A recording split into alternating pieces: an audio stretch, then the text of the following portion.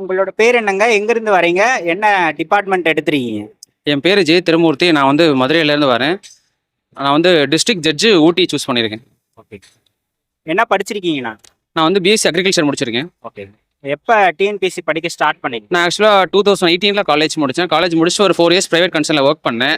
அதுக்கப்புறம் கொஞ்சம் பர்சனல் ரீசன்ஸ்னால ஜாபை குவிட் பண்ணிட்டு 2022 நான் வந்து ஃபுல்லாக படிக்க ஆரம்பிச்சிட்டேன். இது என்னோட தேர்ட் அட்டம்ப்ட்டு. லாஸ்ட் 2 அட்டம்ப்ட்ஸும் ரொம்ப கம்மியான மார்க்கில் வந்து மிஸ் ஆயிடுச்சு. ஸோ அதனால் இந்த டைம் வந்து கிடச்சிருச்சு. எவ்வளோ கேள்விகள் போட்டீங்கண்ணா?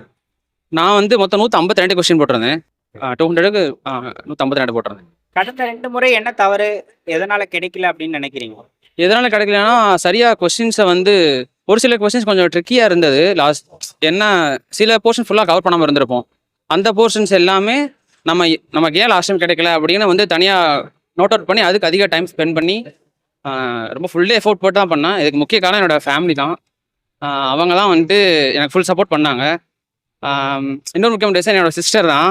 அவங்க வந்து பரவாயில்ல நீ படி, நான் வந்து வேலைக்கு போகிறேன், நான் ஃபேமிலியை பார்த்துக்கிறேன், நான் இருந்து என்ன பண்ணணுமோ அதை வந்து அவங்க பண்ணாங்க. ஸோ அதனால் ஃபுல் கிரெடிட்ஸ் என்னோட ஃபேமிலிக்கு தான் போகும்.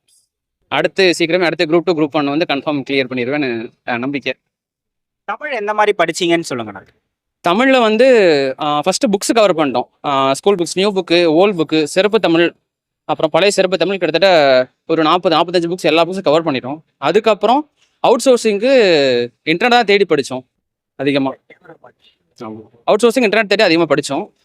ப்ளஸ் ரிப்பீட்டட் கொஸ்டின் பேப்பர்ஸு ஒரு ஸ்பெசிஃபிக் அகாடமி இல்லாமல் எல்லா அகாடமியும் டெஸ்ட் எங்கெங்கெல்லாம் அவைலபிள் இருக்கோ தேடி படித்தோம் சொல்லப்போனால். அந்த வகையில் எனக்கு என்னோடய ஃப்ரெண்ட்ஸ் ரொம்ப சப்போர்ட் பண்ணாங்க. நிறைய கொஸ்டின் கேட்குற ரிவைஸ் பண்ணுறதா இருக்கணும், தப்புனா சொல்லி தருவாங்க. ஸோ அதனால் கன்சிஸ்டன்சி தான் மெயினாக என்னோட சக்ஸஸ் காரணம் வந்து மெயினாக கன்சிஸ்டன்சி மட்டும்தான். மேக்ஸ் எந்த மாதிரி படிச்சீங்கன்னு சொல்லுங்க. மேக்ஸ் நான் வந்து ஜென்ரலாகவே வந்து ஆப்டி வந்து ரயில்வேக்காக ப்ரிப்பேர் பண்ணிகிட்டு இருந்தேன் லாக்டவுன் டைம்ஸில். ஸோ வந்துட்டு அது ரயில்வே கம்பேர் பண்ணும்போது இது கொஞ்சம் ஓரளவுக்கு ஈஸியாக தான் இருந்துச்சு மேக்ஸு. ஸோ அதனால் ஆப்டி வந்து டெய்லி ப்ராக்டிஸ் பண்ணணும். மெயினாக ப்ரீவியஸ் இயர் கொஸ்டின்ஸ் ஃபுல்லாமே நான் ப்ராக்டிஸ் பண்ணி முடிச்சிட்டேன். 60 question last 10 years question practice பண்ணி முடிச்சிட்டேன். அது நீங்கள் போட்டாலே உங்களுக்கு ஓரளவுக்கு ஐடியா கிடச்சிரும். அதுக்கப்புறம் இப்போது எக்ஸாம் கால்ஃபர் பண்ணுறதுக்கு முன்னாடி 6 மந்த்க்கு முன்னாடி வந்து டிஎன்பிஎஸ்சி கொஸ்டின்ஸ் எடுத்து அதில் வந்து என்ன மாதிரி பேட்டர்ன் சேஞ்ச் பண்ணியிருக்காங்கன்னு பார்த்து அந்த மெத்தடில் இருக்கணும். பிவைக்யூ எப்படி அனலைஸ் பண்ணணும்னு சொல்லுங்கள்.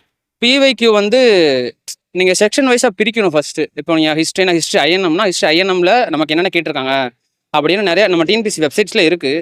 நீங்கள் வந்து கொஞ்சம் மெனக்கெட்டு எடுத்து தனியாக உட்காந்து நோட் பண்ணி வைக்கணும். எதெல்லாம் உங்களுக்கு அடிக்கடி மறக்குதோ, இயர்ஸாக இருக்கட்டும், ஸ்டேட்மெண்ட் கொஸ்டின்ஸாக இருக்கட்டும். இப்போ மெயினாக இப்போ எல்லா குரூப் 4 படிக்க வர்றவங்க வந்து எல்லாமே டேரக்ட் கொஸ்டின் வரும் அப்படின்னு சொல்லி நினைக்கிறாங்க.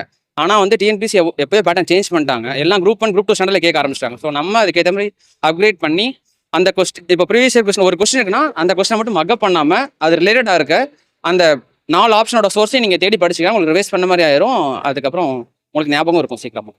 ஜிஎஸ்ல 6 யூனிட் இருக்குது. எதுக்கு முக்கியத்துவம் கொடுத்து என்ன சோர்ஸில் படிச்சீங்கன்னு சொல்லுங்கள். மெயினாக வந்துட்டு ஜிஎஸ் வந்து வெங்கடேசன் சார் புக் ஃபாலோ பண்ணேன். அது ஃபாலோ பண்ணேன். அதுக்கப்புறம் பாலிட்டிக்கு வந்து பிரகதீஷ் பப்ளிகேஷன் புக்ஸ் ஃபாலோ பண்ணேன். அப்புறம் லக்ஷ்மிகாந்தில் கொஞ்சம் பேசிக்ஸ் நோட்ஸ் எடுத்துக்கிட்டேன் பாலிட்டிக்கு. அதுக்கப்புறம் ஐஎன்எம்க்கு பேசிக் ஸ்கூல் புக் முடிச்சுட்டு அதுக்கப்புறம் அதே வெங்கடேசன் சாரோட இங்கிலீஷ் எடிஷன் புக் இருக்குது, ஐஎன்எம் புக் இருக்குது, அந்த புக்ஸ் ஃபாலோ பண்ணேன். அதுக்கப்புறம் இந்தியன் எக்கனாமிக்கு பிரகதீஷ் பப்ளிகேஷன் புக்ஸ்.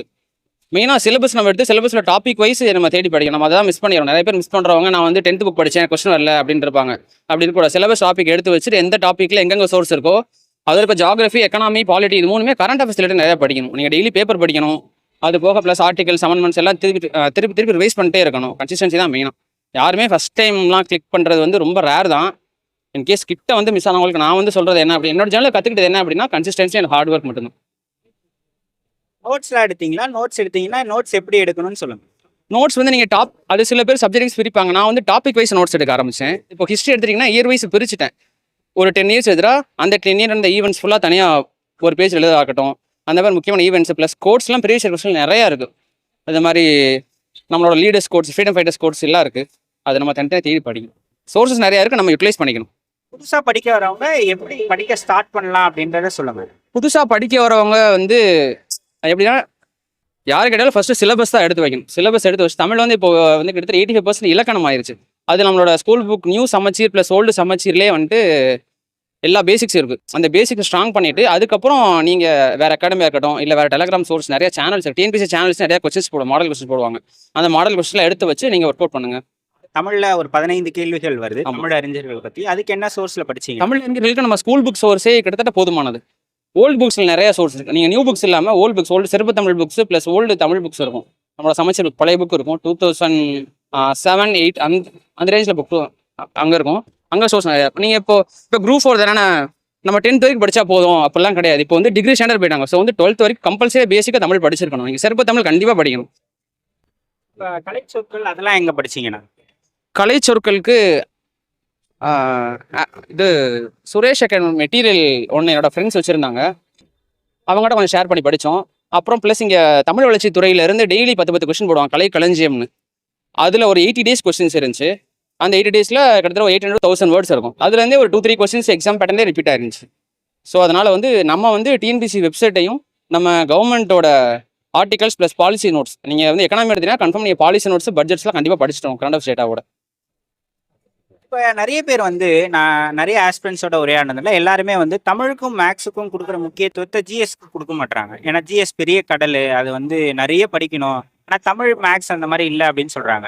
ஆனால் தமிழ் இருக்க கடினமாகிட்டே போயுது இல்லையா? இப்போ நம்ம ஜிஎஸ்க்கும் அதே முக்கியத்துவம் கொடுக்க வேண்டிய காலகட்டமா? கண்டிப்பாக ஜிஎஸ் கொடுத்தே ஆகணும். ஏன்னா நமக்கு இந்த ஒரு 3-4 இயர்ஸ் முன்னாடி லாஸ்ட்டாக 2022 வரைக்குமே எல்லாரும் வந்து லாங்குவேஜ் தான் முக்கியத்துவம் கொடுத்துருப்பாங்க. ஏன்னா அது ஸ்கூல் புக் டேட்டா அப்படியே டேரக்ட் கொஸ்டின் வந்துட்டு இருந்துச்சு. அதுக்கப்புறம் 24 இருக்கட்டும் சரி, இப்போ 25 நடந்த எக்ஸாமாக இருக்கட்டும் சரி, எல்லாமே வந்து அவுட் சோர்ஸ் கேட்க ஆரம்பிச்சிட்டாங்க. நீங்கள் தமிழுக்கு எவ்வளோ இம்பார்ட்டன்ஸ் கொடுக்குறீங்களோ அதே இம்பார்ட்டன்ஸ் வந்து நீங்கள் ஜிஎஸ்க்கும் கொடுத்து டாபிக் வைஸ் படிக்கணும். ஏன்னா இன்கேஸ் தமிழ் உங்களுக்கு ஸ்கிப் பண்ணாலும் ஜிஎஸ் வந்து உங்களுக்கு கை கொடுக்கும் பின்னாடி. செல்ஃப் டவுன் ஆனால் உங்களை எப்படி மோட்டிவேட் பண்ணிப்பீங்கண்ணா? எனக்கு செல்ஃப் டவுன் வந்து ஆகும், கன்ஃபார்ம் ஆகும். ஏன்னா எனக்கு வந்து 29 ஏஜ் ஸ்டார்ட் ஆயிடுச்சு. நான் வந்து 26 வயசுல படிக்க வந்தேன். அப்போ எல்லாருமே வந்து படிப்பை முடிச்சு வேலை தேடி லைஃப்பில் செட்டில் ஆகிற ஸ்டேஜ். அப்போ நான் வந்து எல்லாத்தையும் தூக்கி போட்டு திருப்பி ஸ்க்ராட்ச்லேருந்து ஃபஸ்ட்டு எடுத்து வந்தேன். எனக்கு மெயினாக என் ஃபேமிலி தான் சப்போர்ட் சொல்லுவேன். எதுவுமே சொல்ல மாட்டேன். அவங்க எதுவுமே சொல்ல மாட்டாங்க, எதுவும் கேட்க மாட்டாங்க. சரி அவன் படிக்கிறான், அவன் ஏதோ மிஸ் பண்ணுறான், அவன் கண்டிப்பாக வந்துடுவான் அப்படின்னு நான் ஃபுல்லாக சப்போர்ட் பண்ணாங்க. அதுபோல் ப்ளஸ் ஃப்ரெண்ட்ஸ் தான். என்னோட இன்னொரு 2 ஃப்ரெண்ட்ஸ் வெளியில் இருக்காங்க. நான் எப்போ டவுன் ஆனாலும் லாஸ்ட் டைமில் ரொம்ப கிட்ட வந்து போகவும் நான் கொஞ்சம் தப்பான முடியல எடுக்க ரொம்ப யோசிச்சிட்டேன். அன்றைக்கி ஒரு நாள் அவங்களுக்கு கால் பண்ணி நான் பேசினேன். அந்த 2 ஃப்ரெண்ட்ஸ் என்னோட காலேஜ் ஃப்ரெண்ட்ஸ் 2 பேர். அவங்க பேர் திருமூர்த்தி, தமிழ்ச்செல்வன். அவங்க 2 பேரும். அவங்க 2 பேர்னால தான் எனக்கு நான் வந்து நின்று ஜெயிச்சுன்னு பேசிக்கிட்டு என்னை ரொம்ப வந்து மோட்டிவேட் பண்ணுவாங்க. ஸோ நம்மளை மோட்டிவேட் பண்ணணும். எல்லாருக்கும் ஃப்ளாஸ் இருக்கும். நீங்கள் இந்த 3 வருஷம் கஷ்டத்தை பார்த்தீங்கன்னா பின்னாடி 30 வருஷம் நீங்கள் நல்லா இருப்பீங்க. இப்போ நிறைய பேர் என்ன பண்ணுறாங்கன்னா ஃபர்ஸ்ட் ஒரு 6 months படிக்கிறாங்க, நம்ம கிடைக்கலான்னு விட்டுட்டு போயிடுறாங்க. அப்படி இருக்கக்கூடாது. நாளைக்கு உங்களுக்கு ரெஸ்பெக்ட் வேணும். மணி செகண்ட் மேட்டர்ஸ். ஃபஸ்ட்டு ரெஸ்பெக்டாக தான் நான் வந்து ஃபஸ்ட்டு கவர்மெண்ட் செக்டரே வந்தேன். மணி எப்படி வேணால் சம்பாரிச்சிக்கலாம், பட் ஆனால் ரெஸ்பெக்ட் வந்து நம்ம உழைப்பை போட்டால் மட்டும் தான் கிடைக்கும். ஸோ அதனால் அடுத்து வரவங்க நீங்கள் அவங்கள மோட்டிவேட் ஆச்சுன்னா மெயினாக நல்ல ஃப்ரெண்ட்ஸை தேர்ந்தெடுங்க. அவங்க தான் உங்களை வாழ்க்கையில் உயர்த்துவாங்க. யார் உங்களை வந்து கீழே டவுன் பண்ணுறாங்களோ அவங்கள மேக்ஸிமம் அவாய்ட் பண்ணிடுங்க. நல்ல ஃப்ரெண்ட்ஸை தேர்ந்தெடுத்து அவங்கள கூடயே வச்சுக்கோங்க. அவங்கள மிஸ் பண்ணிடாதீங்க. மொபைல் டிஸ்ட்ராக்ஷன் இருந்திருக்கா உங்களுக்கு படிக்கிற காலம்? கண்டிப்பாக இருக்கும், இல்லாமலாம் இருக்காது. அப்போ அந்த படிக்கிற டைம், இப்போ நம்ம 2 hours 3 hours படிக்கிறோம், கண்டினியூஸாக படிக்கிறோம்னா மொபைல் மேக்ஸிமம் சைலண்டில் போட்டு நான் தனியாக வச்சிருவேன். வீட்டில் ஃபோன் சரி, ஃப்ரெண்ட்ஸ் ஃபோன் எடுக்க மாட்டேன். அதனால வந்து மொபைல் தான் பெரிய கெடுதியே நமக்கு. அதுலேருந்து நம்ம தள்ளிட்டோம். நமக்கு எது தேவையோ அதை மட்டும் எடுத்துக்கணும். நமக்கு இப்போ டெலிகிராம் சோர்ஸாக இருக்கட்டும், இல்லை யூடியூப் சேனல்ஸாக இருக்கட்டும், அதை மட்டும் வச்சுக்கிட்டு மிச்சம் எல்லாத்தையும் மேக்ஸிமம் அன்இன்ஸ்டால் பண்ணுறது பெட்டர். என்ன நீங்கள் ஒரு இடத்துக்கு போகிற வரைக்கும் 3 ஆண்டு பயணம். இந்த பயணம் வந்து இந்த நாளுக்கு ஆனது தான். இந்த ஆர்டர் வாங்குறதுக்காக தான் அது வாங்கிட்டீங்க. இப்போ எப்படி இருக்குங்க? எனக்கு இப்போ ரொம்ப சந்தோஷமா இருக்கு. இது வந்து இன்னும் என்ன மோட்டிவேட் பண்ணுது. அடுத்து குரூப் 2, குரூப் 1 ஆகணும், அடுத்து டெப்டி கலெக்டர் போகணும், அடுத்து முனிசிபல் கமிஷனர் ஆகணும் அப்படின்னு ரொம்ப மோட்டிவேட் பண்ணுது இந்த ஜேர்னி எனக்கு. இதே மாதிரி வந்து திருப்பி அடுத்த வருஷம் நான் குரூப் 2 பாஸ் ஆகி உங்கள் சேனலுக்கு போயிட்டு கொடுக்கணும். All the best. வாழ்த்துக்கள். தேங்க்யூ.